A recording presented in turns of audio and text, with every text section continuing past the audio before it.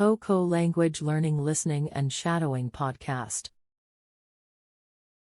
Hello, everyone, and welcome to the KoKo Language Learning Lounge. I'm Jacob. And I'm Allie. Okay, so we've got 10 really common ones lined up for today. Let's start with one I think most people can relate to. Make ends meet. Hi, yes, a classic. It basically just means having just enough money to cover your basic living costs. Yeah. Paying the bills. Right. And if we dive a bit deeper, make ends meet isn't just about one person's budget. It kind of taps into bigger economic stuff, doesn't it? Like what? Well, think about rising prices, the gig economy. The phrase itself might have literally meant stretching money from one payday to the next, but now it often signals that real struggle, that tension between wages and the cost of living. So it carries a lot of weight. It's very relatable. Definitely. It paints a picture of careful budgeting, maybe some stress. Okay, let's try it in a quick chat. So how are you handling your bills these days? It's tough, but I managed to make ends meet. Just about. Yeah, I hear that. Or maybe someone says, she took a second job just to make ends meet. Really shows the effort involved. Exactly. Okay, moving on. Our next was about communication, or maybe the lack of it. Beat around the bush.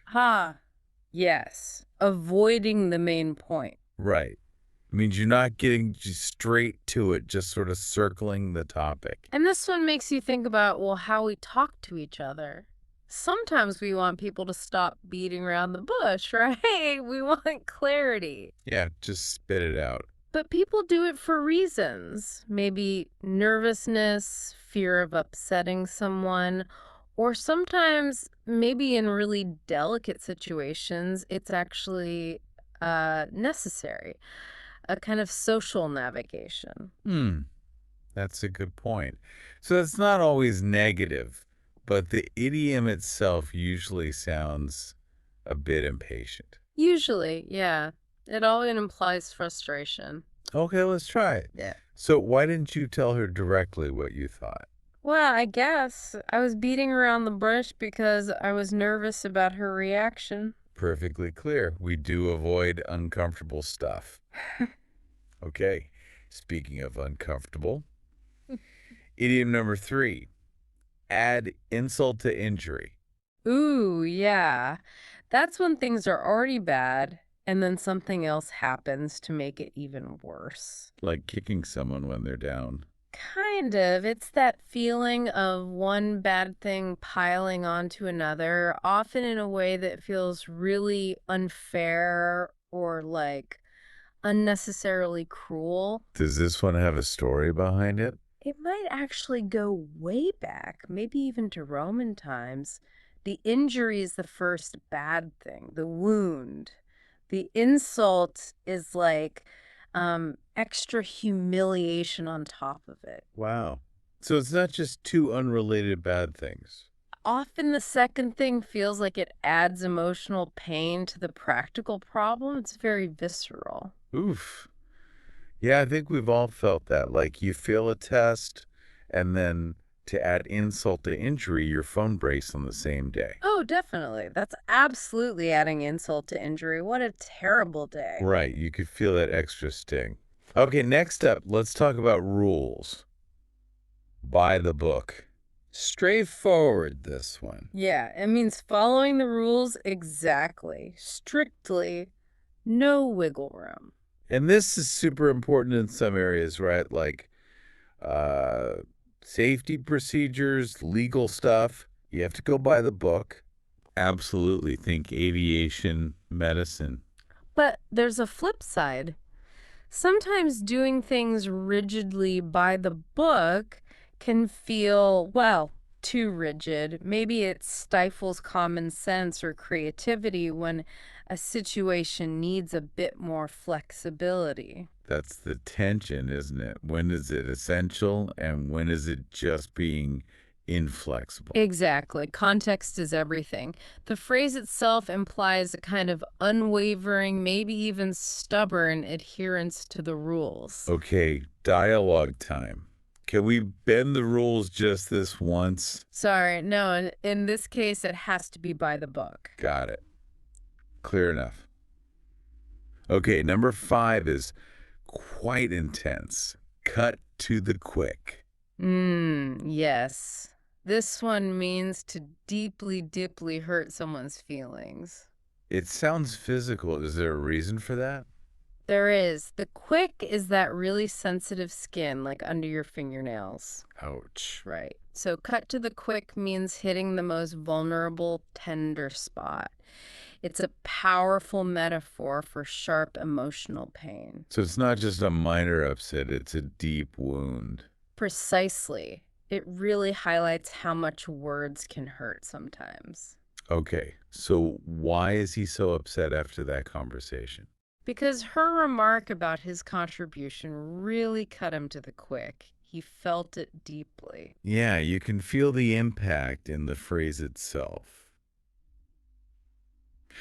Okay, let's shift gears to something a bit happier. Number 6, get a kick out of something. This is a fun one. Just means you really enjoy something, right? Find it amusing or exciting. Yeah, often with a sense of like pure pleasure or maybe even a little bit of unexpected fun. Like, I get a kick out of watching old comedy shows. Me too. And I guess I get a kick out of seeing students finally understand a tricky concept. That aha moment. Oh, that's a great one. It's a lively phrase, isn't it? Suggests real delight. It really does. More than just liking something. Okay, quick exchange. Do you like helping students? Yes, I really get a kick out of it. It's rewarding. Nice. Okay, number 7 is about determination. Leave no stone unturned. Thoroughness.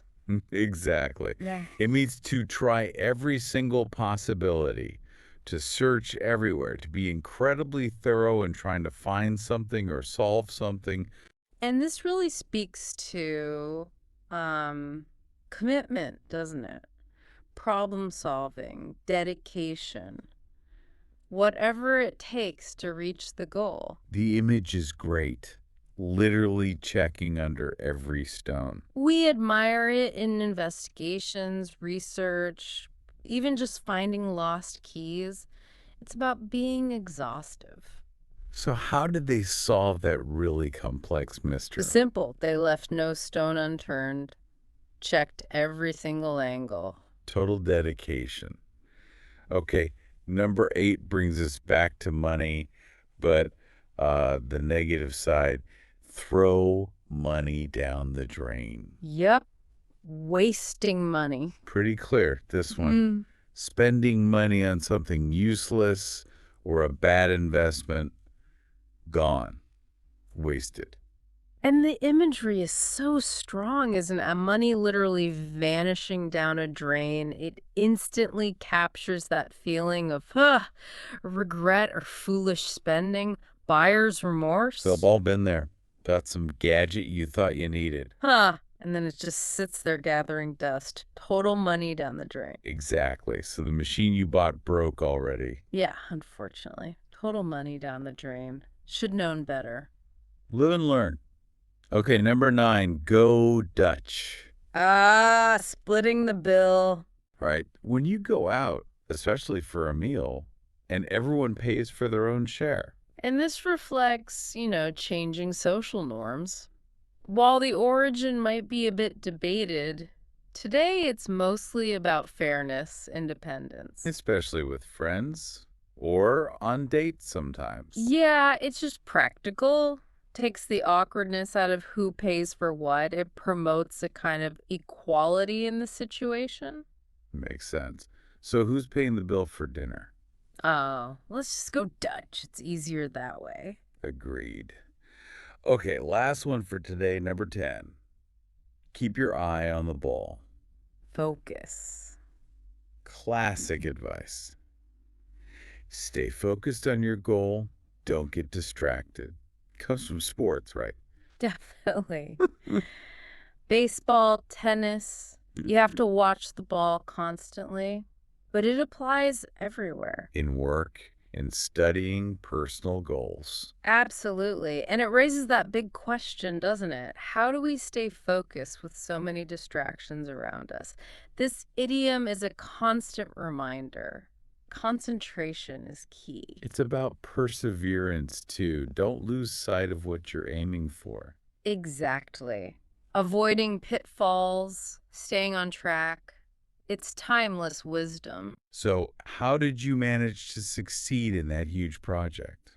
Honestly, I just kept my eye on the ball, ignored the noise, and stayed focused. Perfect. Great advice to end on. Yeah. So, wrapping this up, what does exploring these 10 idioms mean for you listening in? We've seen phrases about money, communication, rules, feelings, focus. A real slice of life. Right. And understanding them, well, it does more than just grow your vocabulary. It really helps you get the deeper layers of English, connect with how people actually talk, and grasp those complex ideas hidden in simple phrases. They really are like shortcuts to meaning. Definitely. Yeah. So what's the final thought to leave everyone with? Well, maybe this. How do these linguistic shortcuts, these idioms, actually shape how we see the world and interact with it? It's an interesting question.